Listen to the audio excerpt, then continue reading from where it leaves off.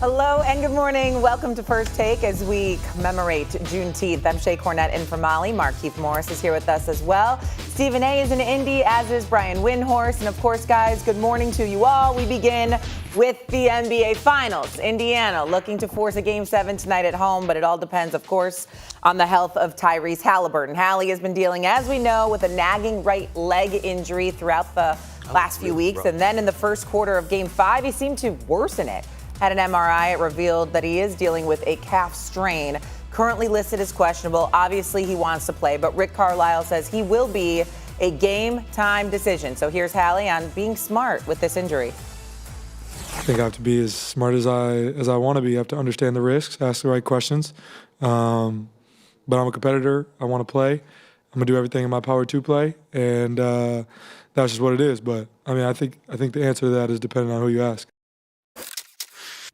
All right, so Stephen A., I'm going to you first here. Hallie only had 4 points in Game 5. He finished without a field goal for the first time in his playoff career.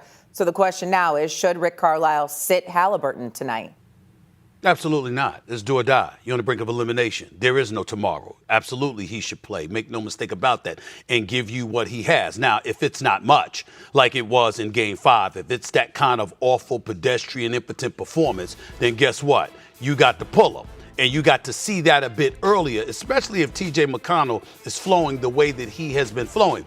And even though most of the onus should fall on Rick Carlisle, that is why you are a Hall of Fame coach. That is why you are a champion. You've forgotten more basketball than most people know. You know what the hell you're seeing. And if that calf is straining him to such a degree that it compromises his performance so flagrantly, you've got to be able to yank him. But that's most of the onus falling on Rick Carlisle. What I would say to Tyrese Haliburton is this. You know what you can do when you're healthy.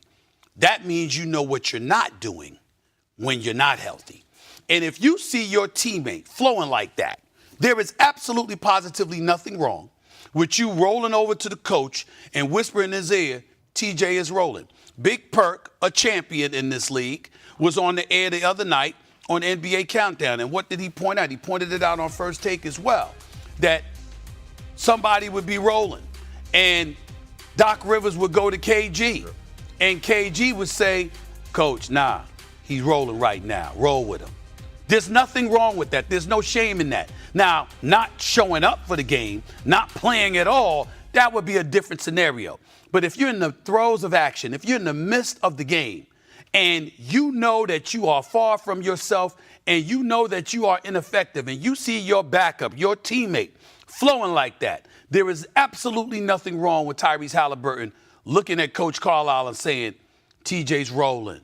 Roll with him, Coach. There's nothing wrong with that.